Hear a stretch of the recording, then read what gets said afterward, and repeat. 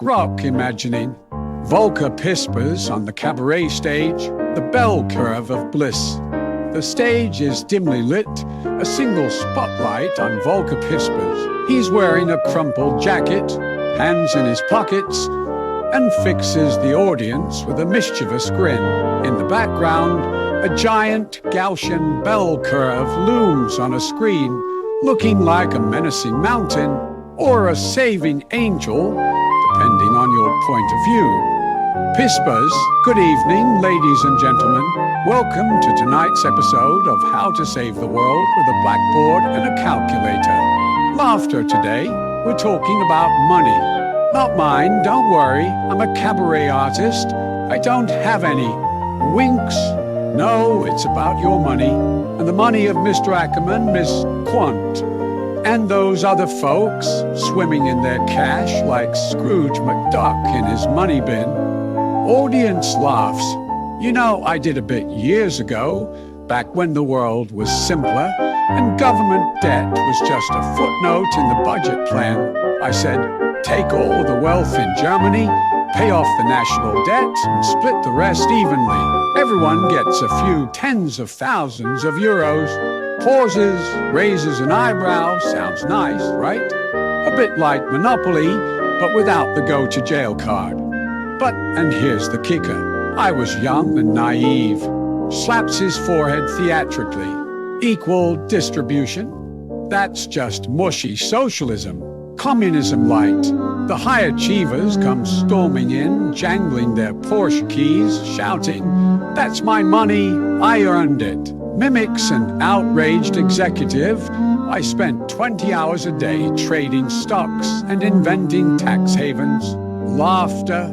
But, dear friends, I've been thinking. Points to the bell curve behind him. And I've got something new, the Gaussian bell curve. Audience applauds. This isn't communism, this is science. Mathematics. It's like God himself redesigning the world with a ruler and a compass. Pauses, then quieter.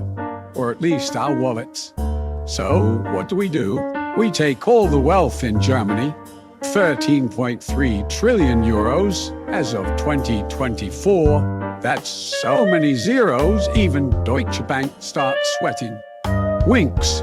We subtract the national debt, 2.7 trillion euros. Yep, we've got debt because we can afford to afford nothing. Laughter. That leaves 10.6 trillion euros. And now, here's the trick. We don't split it evenly. No. We do it fairly, according to the bell curve.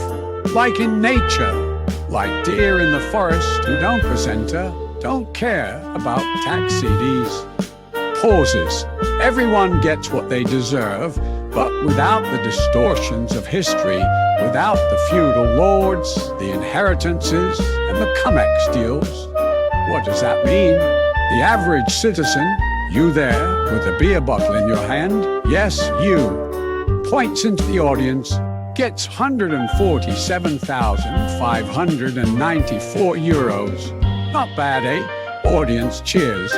The median citizen, who thought they were middle class with their 106,600 euros, now gets 147,594 euros too. The poorest, the ones in debt with minus 12,765 euros, they get 71,907 euros. Cheers. And the rich, the ones with their millions, they get, dramatic pause whispers, 284,000, and the rich audience roars with laughter. Yeah, that's still more than you, but they're crying anyway. How am I supposed to buy my third yacht now? Mimics a desperate millionaire. Steps forward, turns serious. You know what's beautiful about this? This bell curve is fair. It says performance matters, but nobody gets to be king just because their great-grandfather bought a noble title. It says you can be better, but not astronomically better. In nature, there aren't billionaires who own 99% of the deer. Laughter. And the best part, if we put this to a democratic vote, who's in favor? raises his hand, audience cheers and raises hands. Exactly. 99% would vote yes. The poorest 90% get more. The middle class gets more. Only the top 1% lose. And they don't even have time to vote. They're too busy counting their offshore accounts in the Maldives. Laughter turns biting, but dear friends, here's the catch. Who thinks the top 1% would just let this happen? Shakes his head. They've got lawyers, lobbyists, and newspapers. They'll scream, "This is expropriation. This is socialism." And suddenly, Bild newspapers got a headline, "Bell Curve Destroys Germany." Audience laughs, and the FDP will cry, "No billionaires, no innovation," as if Steve Jobs invented the iPod in a penthouse with a golden toilet. Laughter leans forward, whispers conspiratorially, "But we could do it." A referendum, a calculator, a bit of courage. And then, ladies and gentlemen, we wouldn't just have justice. We'd have fun watching the faces of the super rich when they're left with just $250,000. Grins widely. Now that's a headline. Billionaire forced to sell second villa, cries into Gucci towel. Audience erupts, steps back, raises his hands. So, dear people, think about it.